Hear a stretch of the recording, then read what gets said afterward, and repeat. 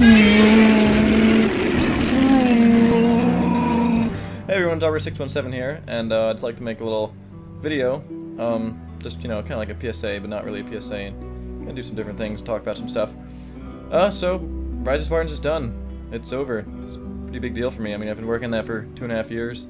If you've been around since the beginning, you know, it was 2.5 years ago that we started part 1, and it was all like, oh, it's all part 1, let's make a movie! And then it was all like 2.5 years later, we're still working on it, and it's like, things got huge, But the point of this isn't to talk about ROTS. I actually want to talk about the biggest question I've been getting is, what are you going to do next? I mean, pretty much everyone's been asking that, and it's a valid question, so I'd like to make this video basically, you know, focusing on that question. So, let's go for a drive. This might take some time. And if you're probably wondering, I'm playing this really fun modded game type that came out recently, by Trusty Snooze, I believe, is one of the people working on this mod. If you want to learn more about it, I'd recommend going to Mike WB's channel. He's releasing like videos every time like the mod gets updated, pretty much, and you know, talking about it a little bit. So go there if you want these mods. They're a lot of fun. They're still in progress. So let's go for a drive. Okay. This never gets old. Anywho, so the very first thing I'm doing next, or that I have planned, is not actually ROTS, it's not a machinima, it's not like a story move, like anything. It's actually, it's a suggestion video. And let me elaborate a little bit before I actually start talking about it. So, way back in like when Halo 4 first came out, you know, before Halo 4 came out, I was talking about how much like, wow, I'm really not looking forward to this game, it's actually starting to look like it's going to be a complete drag. Then it came out and I absolutely hated it. I was like, wow, this is literally one of the worst games in the franchise, and then everyone was kind of at first kind of like, whoa, Arbiter, that's harsh, you're being mean, it's all okay game. Then eventually people started kind of agreeing with me, and then I made the Forge vidoc, which showed all like the, you know, problems kind of specifically with Forge, and after that, like, most people thought that was hilarious, and were like, oh, that's great, you know, you're making fun of the valid problems. But there's of course the few people that are like, oh, you're still just trashing 343, and then Mike made the video that initially Mike and RB versus 343 was supposed to be just a really short video, kind of like making fun of like the aftermath of having released the Forge vidoc, but it became, you know, this huge full feature film. And as soon as that came out, people were all like, "Whoa, RB, you really hate 343. You're being mean to them." Like, you know, and 343 probably hates me now. They're probably like, "Oh, that Arbiter guy, that old whippersnapper. You know, we don't like him." So, and that's totally the wrong impression. That's totally the wrong idea. I don't hate Halo 4. I don't hate... Okay, never mind. Okay, I pretty much hate Halo 4. But I don't hate 343. I think they're a cool company. I think they have a lot of people that are interested in helping Halo. I just think they're taking the wrong direction, and I think they're focusing on things that aren't really, like, helpful. And they're leaving out a lot of stuff that's simple and could really make the game a lot better. So, enough of that elaboration. So what I want to do, I want to make a video, not bashing all the problems of Halo, not making fun of all the faults in Halo 4, but I want to make a video offering realistic suggestions to 343 in order to improve future games.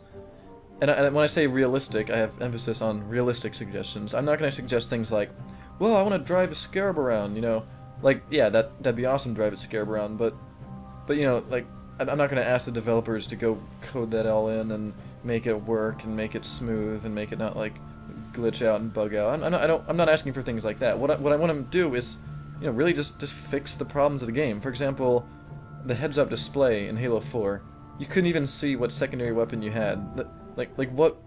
Why was that not there? Did they just not feel like putting that in? Did they think like you're supposed to just, oh, just remember what your secondary weapon is? And it's something that it's just a problem. Like, there's no reason not to have it. And if you're trying to film something, it's like, oh, I don't remember what my secondary weapon was. You have to like switch and find out. Then it just looks bad. And you know, problems like, you know, there's no elites in there. Like, why take elites out? Like, were they really taking up that much file space? Was like, just realistic problems. Anywho, enough on me trashing Halo 4. So I want to make this thing, you know, offering like actual positive things that they can do. And even if they can't do it in Halo 4, maybe, or I mean, if they can't do it in Halo 5, you know, maybe you'll get time to put it in Halo 6. And the reason I'm doing this directly right away, I actually wanted to do this like over the summer. I want to get this out as soon as I can. The sooner I get this out, the sooner into production, hopefully they might, some of the people on the production of Halo might see it early on. They might be able to start implementing things. If I wait around until next summer, you know, they might already have had the game mostly coded and then we're not going to be able to fix things. And even if they don't specifically see it and they don't fix things, at least hopefully you, the viewer, will see these things that we're suggesting and be like, oh, yeah, I agree with that. I might go, you know, talk about that in a forum somewhere else, and, you know, like, I'll help you, you know, just kind of encourage these things to be implemented later. So that's my next plan. But even more fun, I think, if you guys want to actually suggest your own things in the comments of this video, if you have your own ideas of things to improve on, yeah, and don't just put in like, I want to drive a Scarab, or like, I want Hayabusa armor back. And also, I'm not doing like opinions. I don't want to do like opinions like, oh, the battle rifle is too strong. Like, that's an opinion. That's not really anyone's fault. Or things where people are going to be like, you know, like, oh, infection game types in matchmaking shouldn't have infected start with jetpack. You know, that's just like a matchmaking playlist thing. They can fix that later. I'm talking about hard-coded things in the game that whenever they make the game, they can't fix it.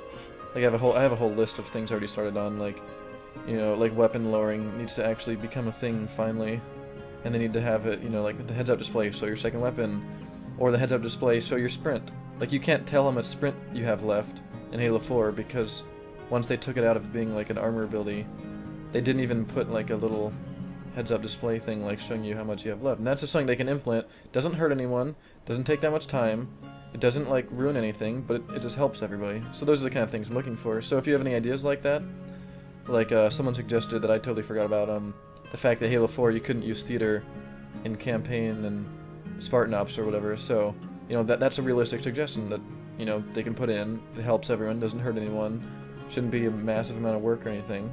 Or like putting in the nudge tool back in Forge, letting you zoom in while in Forge.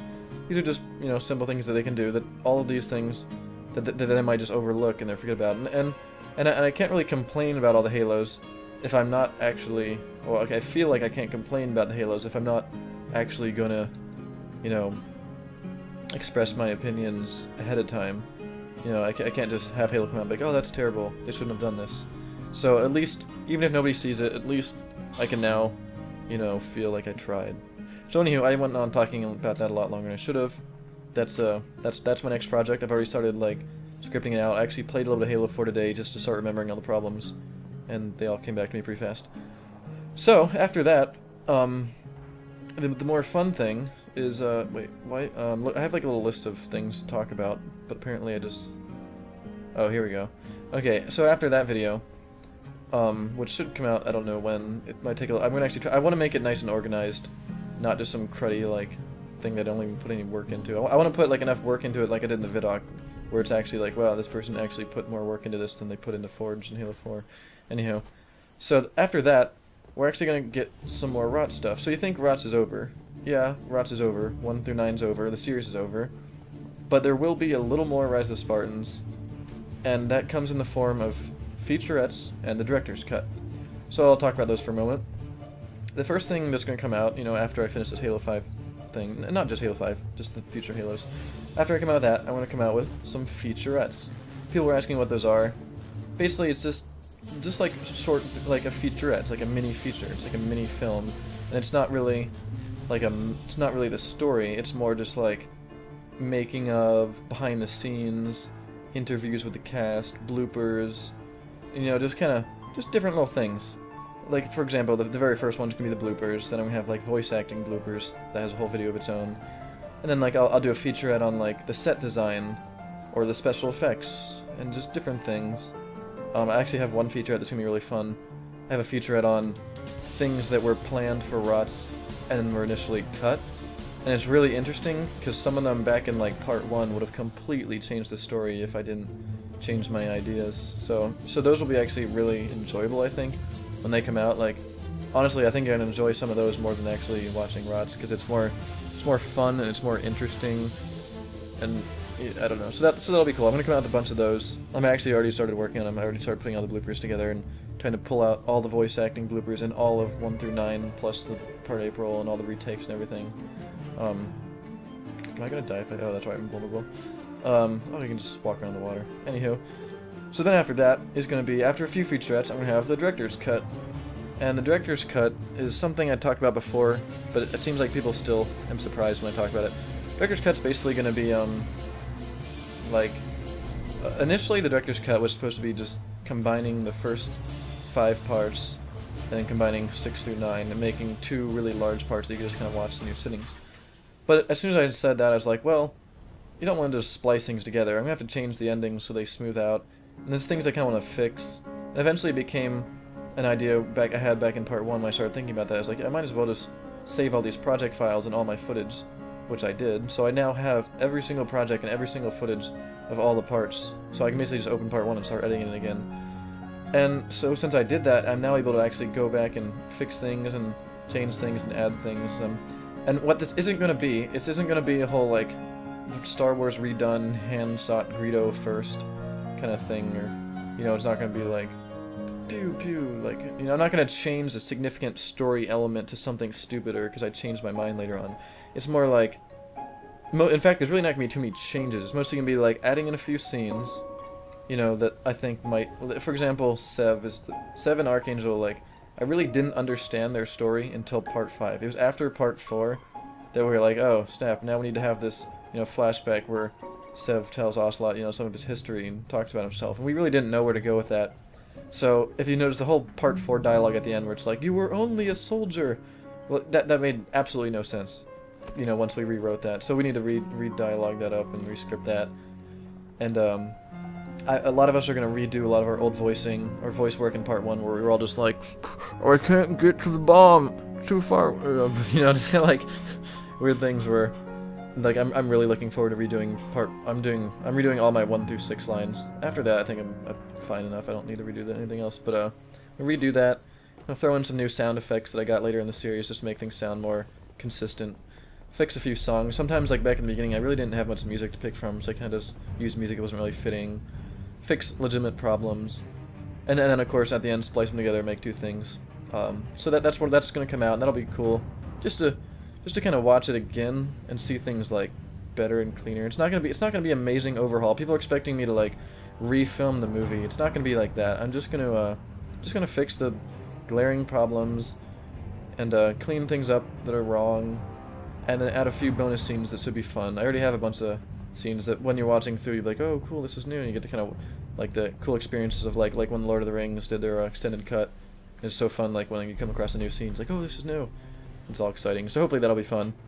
Then after that, I have a few more featurettes to finish off. I have to save some featurettes for after the director's cut because some things kind of involve the director's cut. For instance, one of the featurettes I'm doing is on the music of all of Rots. It's basically just me listing off every single song I've used in all of Rots. So, you know, I can't really do that until the director's cut's out, because the director's cut's going to have new songs and might fix a few songs. So then after all that, after I finish all those featurettes, you know, I expect that to probably be like over the summer, because I'll probably start working on a few featurettes right now, the Halo 5 thing, that'll kind of start coming out during the spring semester. Which, speaking of which, the spring semester is starting in 1 week, so I might start getting really busy again, and you might not see much from me for a while. Hopefully this Halo 5 thing can come out kind of soon. Like within the next month, hopefully. Shouldn't be that hard. Anyhow, so after all the featurettes are done, like, you know, and the director's cut's out, the director's cut's gonna take some work. So I'm expecting that's gonna literally might kind of hold us out until the summer break. Once that's out, the featurettes are gone. Oh, so then I'm gonna make my Machinima guide, which is something I've actually been planning for the longest time. I've been planning this back since like War Attack and Arcadia. Is like, I want to make a Machinima guide and help people out. But every time I wanted to do it, I was always like, I want to make a Machinima guide, but I really don't feel I'm very good at Machinima. And I keep like, then I'm like, oh, well, maybe after the next thing I make, then I'm like, nah, I'm still not very good. I can always be better. I don't want to waste my time telling people things if I don't know what I'm doing. But I feel like by now, even if you don't like me as a director, I feel like by now I've just picked up so much, just having, like, you know, Rots is 11 hours long, and think about how much body acting that was, how much editing that was. I feel like just out of all that time I've spent on this, I've picked up so many just things that you might overlook that might actually be really helpful and save people a lot of time. And the other thing is, before, you know, the question I usually get the most is, you know, do you have any advice for me? Do you have any things to, you know, suggest? I'm starting out Machinima and stuff. And I never have any suggestions to give them. And it's not because I don't have suggestions, it's just because there's too much to say in like a message. I can't just say how to make a machinima message. It's a whole process. It's an art form. You can just there's no one right way to do it. So I want to make a guide a lot longer. If you know, Digital Fear made a really nice guide actually back in the day, but it was a lot more condensed. It just kind of gave you the basics. It was pretty funny, but like it really didn't go in detail, and it's kind of outdated by now. So as soon as all this ROTS featurettes and director's cut are done, I want to do that, and you know, hopefully that'll encourage new people to start, and it'll improve existing directors, and by then maybe the next Halo's around the corner, so people can you know, use what they learned. And wow, that Spartan laser is huge. Jeebus. Can I? Oh my god. Anywho, so yeah, so I'm gonna do the Machinima guide. So then after that, if you're still wondering, like, if you're still wondering that far ahead, this is gonna take us quite up to some time. The Machinima guide's gonna be pretty elaborate. Halo 5 thing, I want it to be nicely edited and organized. The featurettes are gonna take a decent amount of work. The director's cut's gonna be a lot of work.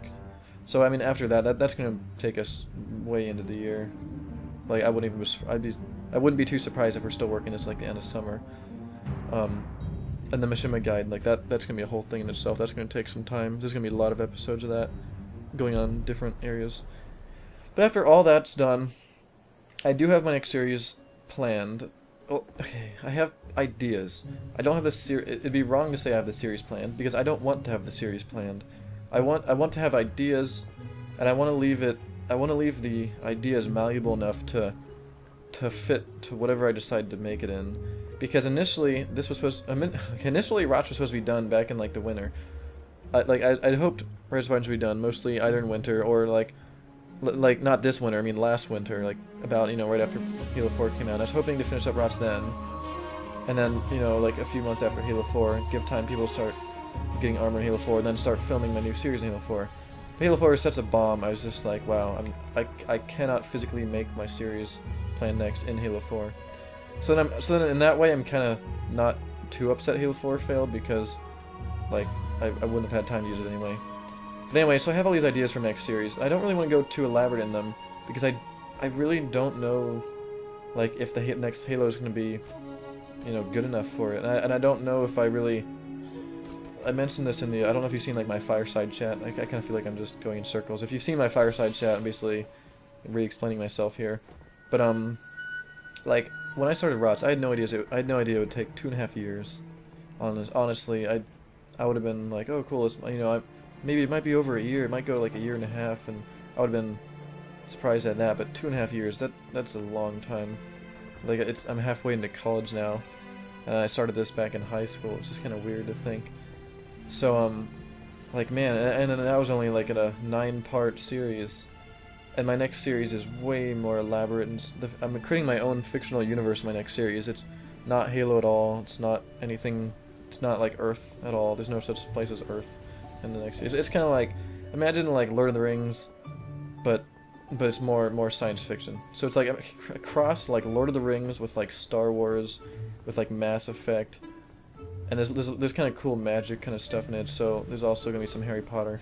I told Mythic this a long time ago. I was like, imagine Star Wars meets Harry Potter meets Lord of the Rings. And he just got this really bad impression. I'm like, no, it's a good thing. It sounds stupid when I say it like that, but it's actually really interesting, because there's all kinds of, like, there's science, there's kind of fantasy, there's kind of the more medieval kind of Lord of the Rings type stuff with, like, you know, just different things, and it's just gonna be really interesting. But you know, and then I'm creating my whole universe there. And it's gonna be, the story in my head is gonna be like, it's like 3 seasons, and it's like, man, you know, ROTS was only like one series of just a few of like 9 parts, although they did get big.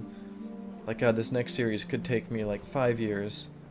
So I don't know where I'm gonna be in 5 years. So I don't know if I can physically start another series again.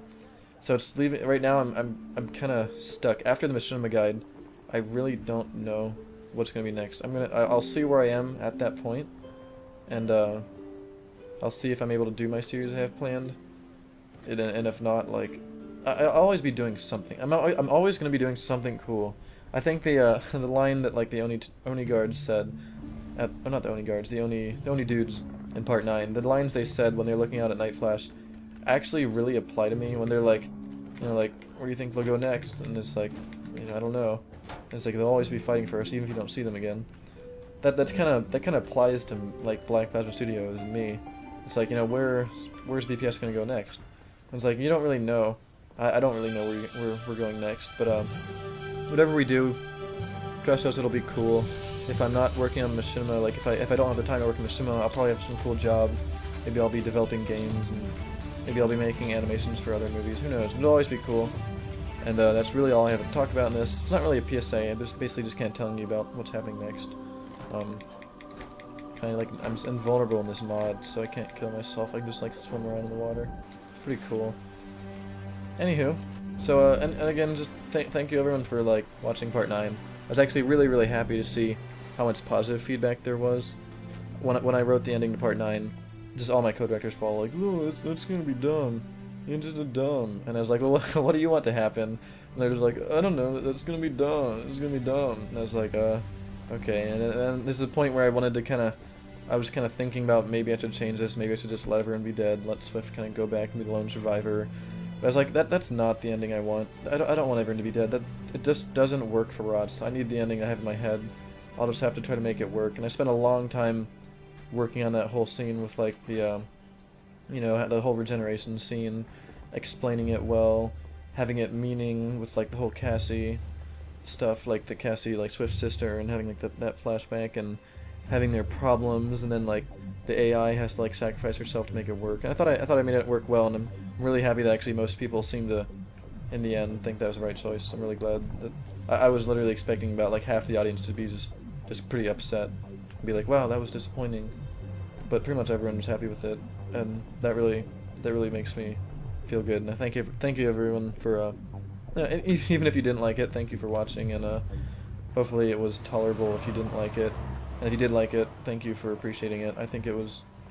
I wanted a happy ending. ROTS needed a happy ending. I didn't want you just ending up just being depressed and being like, "Wow, now what do I do?" That was depressing. I wanted it to be a happy ending, and I wanted to remind you that, you know, it's not really over. There's always going to be more stuff. Like, a lot of the stuff in the end of ROTS, I tried to lead into other series. Like, Darknull kind of pops up, and he kind of talks about how he's going to go to another Halo ring, so that could lead to Forgotten Spartans, and, like, Captain Assassin appears against Spearhead's wishes.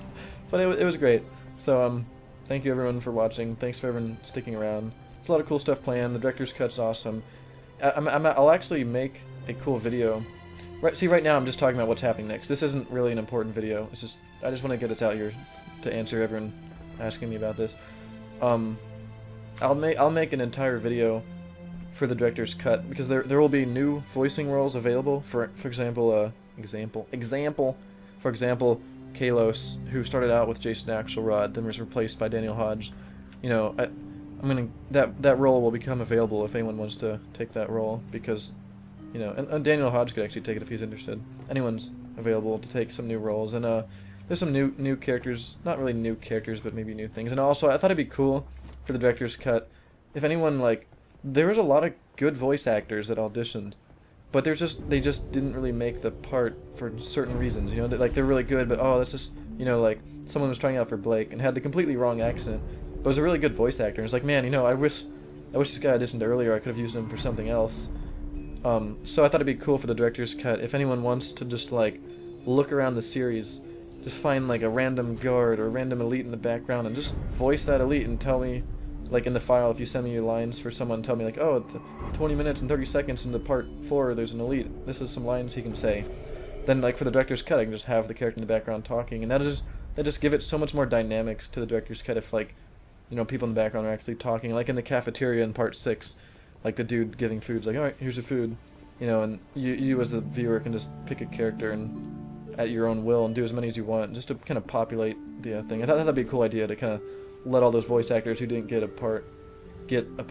So that'd be cool. Anyhow, I'll make a video on that, and also I'll make a video if you have ideas for the director's cut. Like, apparently Fido disappeared in part 9. I tried really hard to make sure she didn't, but I think she did. I think the problem at the very end and beginning of video clips is really hard to check, because as you get your cursor near it, your cursor snaps to like the, you know, the edit point, like between two clips, so you can never really see like the end of clips very well. So I think it's like she disappeared. In like part 6, like a monitor flew by. Part 7, we like messed up the monitor or the Falcon count somehow. Like there's like more Falcons or something. So we'll fix those things, and we'll make a video if you guys want to suggest other things, suggest new scenes, Although we're not really going to just throw in all these new scenes just because you want to see something cool. We're kind of limiting how much we're going to add. We're only adding things that really make sense and really develop people that need developing. For example, like how Sev met Sejuk. That's kind of a big thing that we never really went over. Sejuk just kind of appeared and suddenly they were working together. Anywho, this is blabbered on way too long. I was hoping this would be really short. I'm just going to end this right now before I talk any longer. Now you know. Thanks everyone again. Goodbye. I need to get to the edge to kill myself. I can't kill myself because I'm invulnerable. How do I end a PSA without killing myself? I kill myself at the end of every PSA. No. No, I should have put a vulnerability zone. No!